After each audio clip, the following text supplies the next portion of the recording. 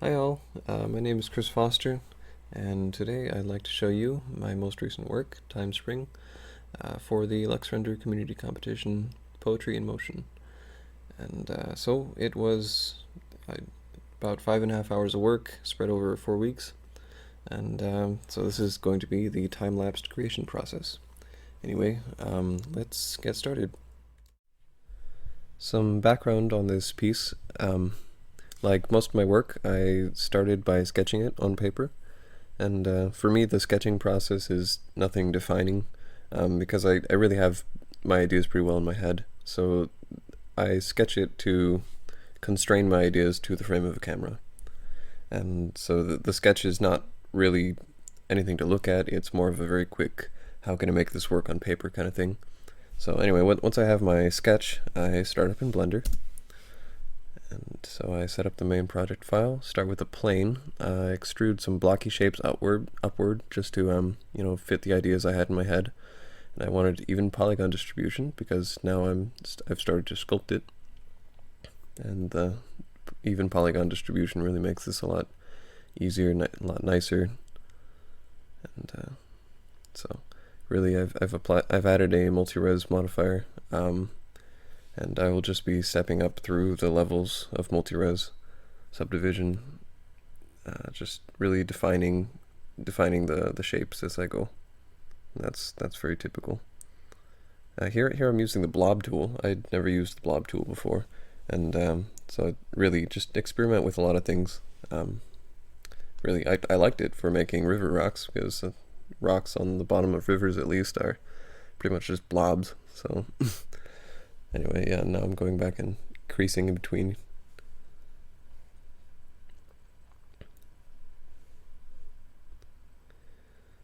And yeah, kind of moving the camera. There I realized that in order to cover all of the view of the camera, I needed to extend the terrain back. And well, multi-res is misbehaving a little bit over there, but it doesn't matter.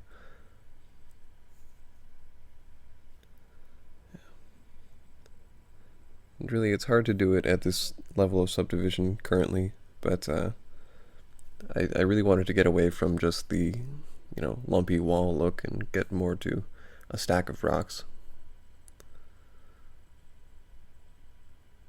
But that'll become more apparent as the levels become higher.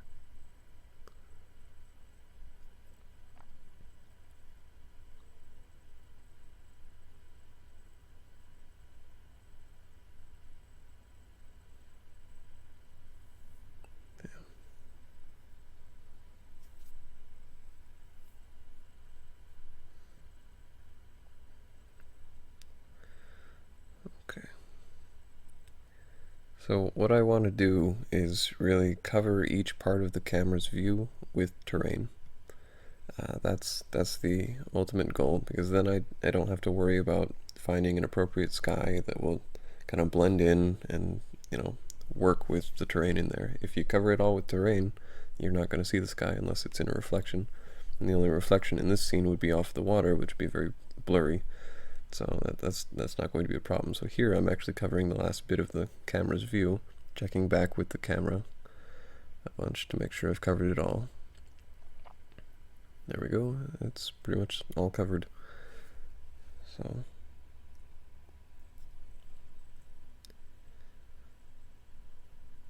I think I'm getting closer to a stack of rocks as opposed to lumpy wall.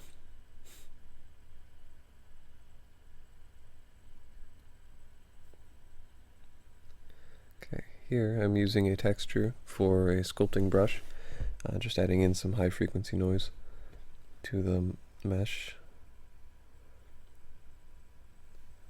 And okay, now I'm unwrapping. I'm selecting the edges I want to make seams, and now preparing the UV layout because I'm about to start texturing. Okay, here we go. And that last island, yes, I scaled it down because it's on the side and off the camera's view, so it's very unimportant. I wanted to pack them in tightly so I could stretch it to the 8K texture map, which I just made. Created a texture folder. Okay, now going to cgtextures.com. It's a great source of base textures. I just took a base rock, cropped it, made it seamless, so it's a brush now. I'll be using that to paint the base rock layer onto the diffuse texture. So really, I chose the 8K map because the extra detail really just helps that much more. So if you can spare the processing power and the RAM, I would always opt for the higher textures, the higher resolutions. But Blender really did really did kind of hate its life while I was doing this, and that's just by virtue of the fact that it had to paint on 8K. But it got over it, and I think the final result was better because of it. So here I'm actually checking back with the camera's view multiple times to make sure I'm not painting on anything I don't have to. Really don't spend time on things that aren't going to be inside the view. Do only as much work as you have to. I think really that's a founding principle of a lot of CG, is just don't do more work than you have to. Here I'm taking the same texture with a bit of brown mixed in to just get some texture variation going. Putting it in the cracks where there might be some dirt or something like that.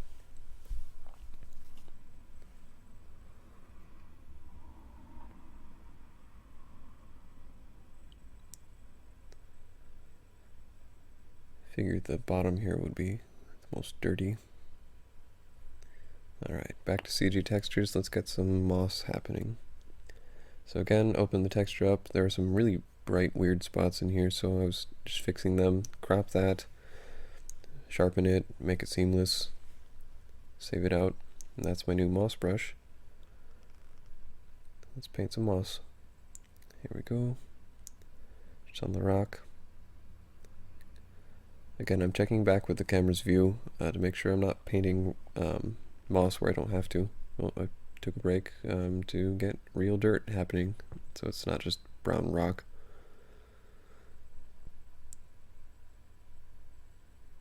There we go.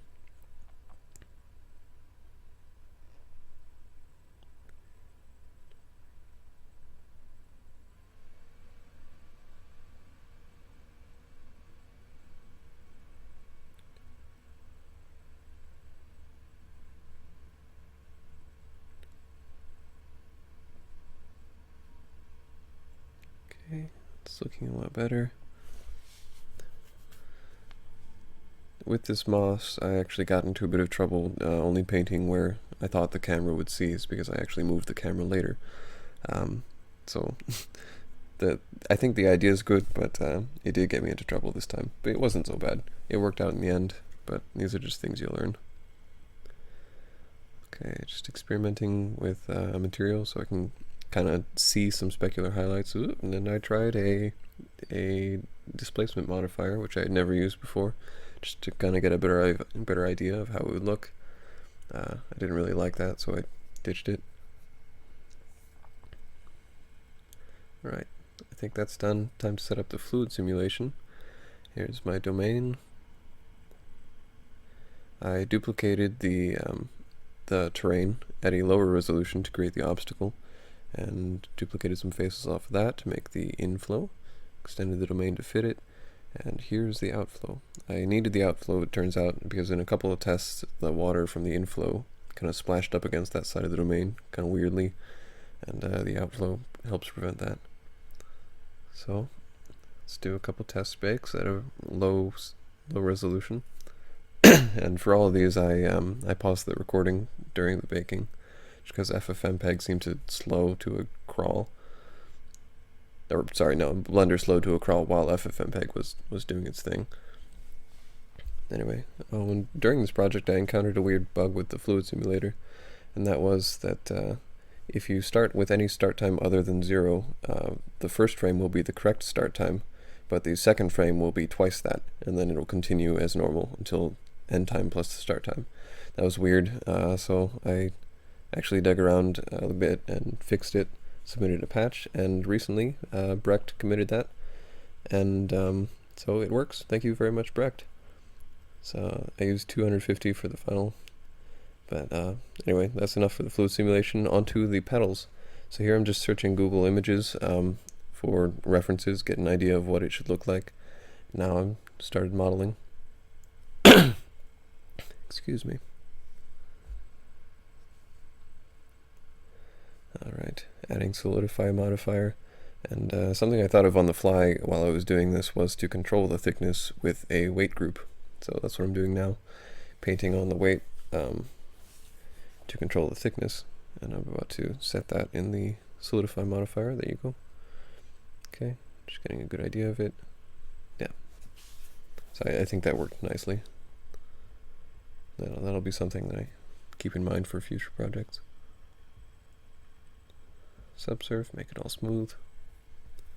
It looks nice. I'm adding this armature so I can pose each pedal individually with some IK.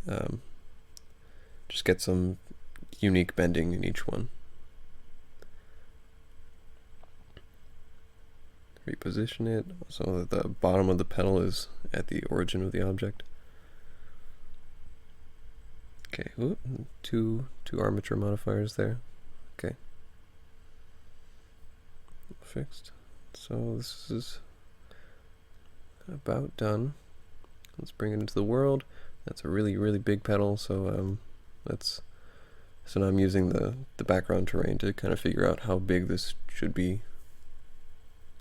I've applied both the scale for the armature and the mesh, just because I hear that LuxRender, I don't know if it's still a problem, but it really likes unscaled meshes, so I don't know. It was easy to do, so it might as well just do it. Anyway, now I'm positioning lots of pedals all parented to an empty, so I can control their rotation better. Rotation around the middle, I mean, as if they were being swirled by wind. And while animating their falling, I just changed the first set of keys to a linear interpolation, sorry. And that is so that when the image starts rendering, it will be as if the pedals have been falling already. And I kept the last set of keys to be Bezier interpolated, because that will give them more weight in the motion blur. And so the positions you'll see more of will be the end ones. That's kind of what I wanted. So here you can see I repositioned the camera again. And that's what got me in trouble with the moss. But yeah. Scale up the camera so I can actually, kind of visualize better which pedals are inside the view when. And I'll just go and, put them all inside the view. It's pointless to have them outside of it.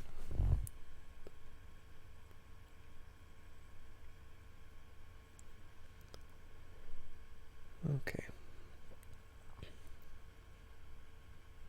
Kind of defining the motion for each one, each of the important ones at least.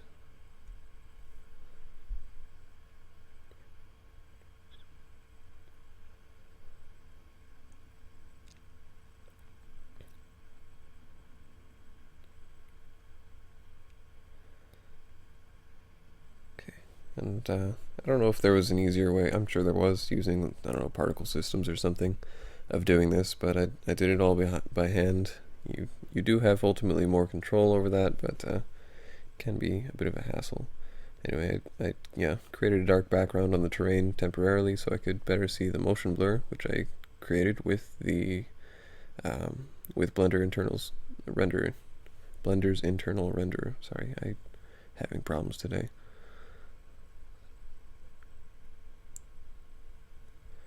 That's just a good way to kind of visualize the motion blur before you spend days on it in LuxRender. So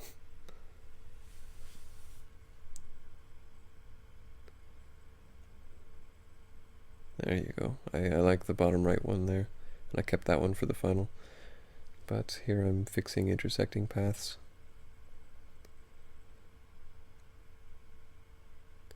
Like that. Those two kind of bump weirdly. Okay. Let's move on to another type of petal.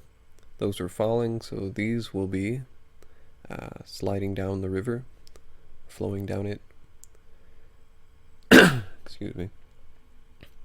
I'm using the Snap 2, the Snap 2 closest face snap option, and I've also selected the little button to the right. I don't remember what that's called, but it aligns the object to the surface normal, and that just helped keep the petals kind of afloat on top of the, pointing the right directions on the water.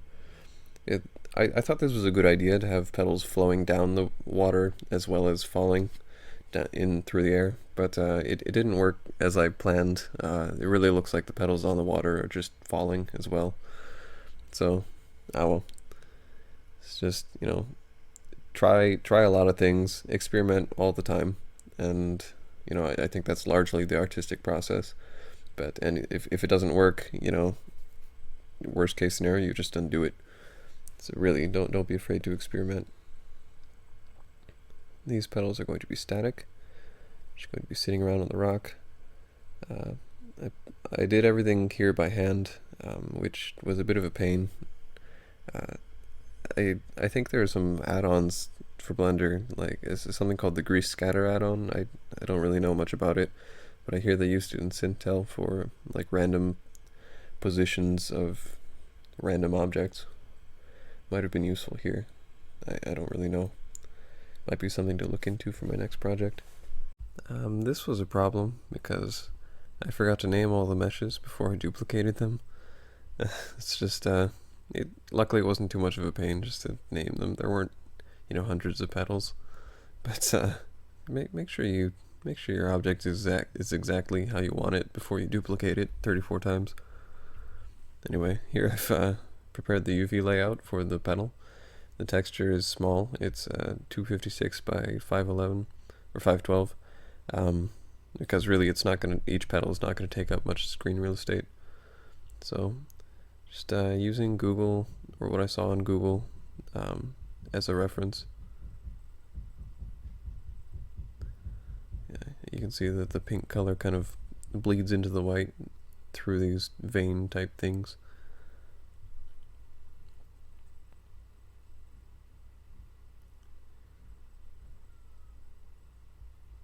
Yeah, and I think that's looking pretty good. Yeah. Okay. So there was just a little issue with the middle of the seam there and some of the outers. Fix that. Okay, switch to a higher resolution of rock, and I could see that some of the petals were stuck in there. Anyway, let's get a sky. So I went to openfootage.net. It has some great HDRI panoramas. Anyway, so I picked one that looked nice, and switched the renderer to LuxRender by this point, and yeah, now I'm determining where the sun is by making a reflective sphere, and I want it behind the camera. So once it's behind the camera, as it is now, really start setting up the other materials. All of the materials except for the water are matte, and really I think matte is one of the most underrated material types ever. I think it's extremely useful. So really I don't think I was at any loss for not using glossy materials or something like that. Doing just a couple test renders, making sure all the camera settings are properly set up before doing the final render. There we go. Just a couple tests. I like where this is going. Okay. Setting everything. And this is the final test at full resolution. It's coming out nicely. Think we're done. So there we go. It's time for the final render. So after I rendered out all of the 400 subframes, I merged them all together uniformly. I didn't merge any of them twice. Really, each of them has equal weight. And so the final image here came out to be about 3.2 kilosamples per pixel, and that just makes perfect sense because I rendered each subframe out to 8, and there were 400 of them. So that's all fine. In a final critique of my work, I see there is still some grain here, around the water, especially, and I'm sure that's just because of the refraction that took place, and the sampling thereof is a little difficult, and I didn't have enough time to render it to anything higher. I would have liked to do maybe 10 samples per pixel per frame, which would give me about 4 kilosamples. But I think it's fine. It's not too grainy to the point it's distracting. But other than that, as I said before, the petals, the ones that were supposed to be floating in the water, look like they're falling along with the other petals. So I don't know, maybe in a future project that's just like this or something like that, I'd leave them out. But I don't think that's distracting either. One thing that is a problem I see is that the water looks like it's stepped, like terraces or something like that, and well, that's because it is. I was only able to do a fluid of 250, or with a resolution of 250 on my laptop. I don't know why. That's the highest I could actually get it to do. And that's very bizarre because I have 12 gigabytes of RAM in this laptop, so that must not be the problem, but it just would not pre-calculate. It would kind of try to start for a minute or two and then just die. So that was bizarre. Anyway, so then I tried it on my desktop computer, which is much older and has only 4 gigabytes of RAM, and I was able to do up to 320 or higher. I just chose 320. But after 10 hours of pre-calculation, it threw a bad alloc and died. So I was running out of time at that point, so I stuck with the 250 that my laptop could do. Anyway, so in future fluid simulation projects, I'd really like to find a workaround for this and get high resolution fluids, because that is slightly distracting. But oh well. Anyway, that's about all that pops out at me. Just looking at this image right here. Anyway, I'd like to thank the Blender and LuxRender communities. They're just really great places that are very supportive of art and artists, and they both revolve around great pieces of software. So thank you to everybody, and thank you to Binary Cortex on the LuxRender forums. He's the competition coordinator, and I really appreciate your efforts in coordinating these competitions. I think they're a great thing for the community, and I hope they keep coming. So anyway, that's about all I have for this work. Hopefully I'll have another work soon to show everybody. Anyway, thanks for watching.